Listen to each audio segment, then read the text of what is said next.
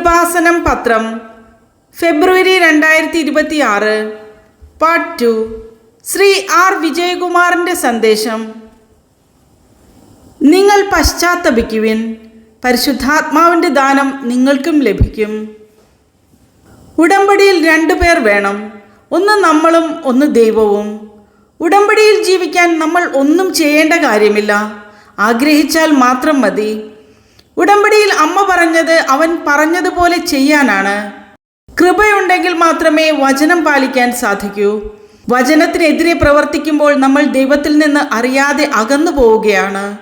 ദൈവം അത് ആഗ്രഹിക്കുന്നില്ല. 1 യോഹന്നാൻ 5:19 പരിശുദ്ധാത്മാവ് പറയുകയാണ്, നമ്മൾ ദൈവത്തിൻ്റെ മക്കളാണെങ്കിലും ഈ ലോകം തിന്മയുടെ ആധിപത്യത്തിലാണ്. അപ്പോൾ നമ്മൾ ദൈവത്തിൽ നിന്ന് അകന്നു പോയി കഴിഞ്ഞാൽ തിന്മയുടെ ശക്തി നമ്മെ നിയന്ത്രിക്കും. രക്തസ്രാവക്കാരി ഈശോയെ തൊട്ടപ്പോൾ ഈശോയിൽ നിന്ന് ശക്തി ഇറങ്ങി. നമ്മൾ എപ്പോഴും ദൈവവചനത്തിലാണ് വിശ്വസിക്കേണ്ടത്. ഉടമ്പടിയിൽ 2 പേർക്കും ലാഭമുണ്ടാകണം. ദൈവം 8550 വാഗ്ദാനങ്ങൾ ലോകത്തിന് നൽകിയിട്ടുണ്ട്.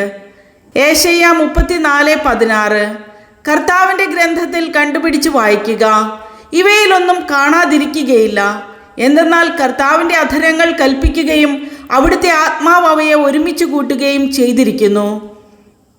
ഉടമ്പടി വാഗ്ദാനങ്ങൾ പലർക്കും അനുഭവപ്പെടാത്തതിന് കാരണം ഹെബ്രായർ 4:2 അവർക്കെന്നതുപോലെ തന്നെയാണ് നമുക്കും സുവിശേഷം ലഭിച്ചത്. എന്നാൽ അവർ കേട്ട വചനം അവർക്ക് പ്രയോജനപ്പെട്ടില്ല, കാരണം അവർ അത് വിശ്വസിച്ചില്ല. ലൂക്ക 1:45 പറയുന്നുണ്ട്, അമ്മ അടയാളങ്ങൾ കണ്ടതുകൊണ്ടല്ല വിശ്വസിച്ചത്. നമ്മൾ ബൈബിൾ ചുമന്ന് നടക്കുമ്പോൾ ബൈബിൾ നമ്മളെ ചുമക്കും. വചനത്തോടുള്ള ദാഹം എങ്ങനെയാണ് കിട്ടുന്നത്? സാധാരണ വെള്ളം കുടിച്ചാൽ നമുക്ക് ദാഹം തീരും. വചനമാകുന്ന വെള്ളം കുടിച്ചാൽ പിന്നെയും നമുക്ക് ആഴത്തിലേക്ക് പോകണമെന്ന് തോന്നും. മർക്കോസ് 16:15 അവൻ അവരോട് പറഞ്ഞു, നിങ്ങൾ ലോകമെങ്ങും പോയി എല്ലാ സൃഷ്ടികളോടും സുവിശേഷം പ്രസംഗിക്കുവിൻ. അതാണ് അമ്മ പറഞ്ഞത്, അവൻ പറഞ്ഞതുപോലെ ചെയ്യുവിനെന്ന്. എഫേസോസ് 4:26-27 വചനങ്ങൾ. കോപിക്കാം, എന്നാൽ പാപം ചെയ്യരുത്. നിങ്ങളുടെ കോപം സൂര്യൻ അസ്തമിക്കുന്നതുവരെ നീണ്ടുപോകാതിരിക്കട്ടെ. സാത്താന് നിങ്ങൾ അവസരം കൊടുക്കരുത്. കോപം വന്നു കഴിഞ്ഞാൽ മിണ്ടാതെ ഇരിക്കുക. യോഹന്നാൻ 14:15 എന്നെ സ്നേഹിക്കുന്നവൻ എൻ്റെ വചനം പാലിക്കുമെന്ന് പറഞ്ഞിട്ട് ഈശോ പറയുന്നത്, ഇതിനു വേണ്ടി ഞാൻ നിനക്കൊരു സഹായകനെ അയക്കും. നിങ്ങൾ ആ വാഗ്ദാനത്തിൽ കയറി പിടിക്കുക. എൻ്റെ വീട്ടിൽ മകൾ വളർത്തുന്ന പൂച്ചയെ ഒരു ദിവസം പെട്ടെന്ന് കാണാതായി. 10 ദിവസമായി.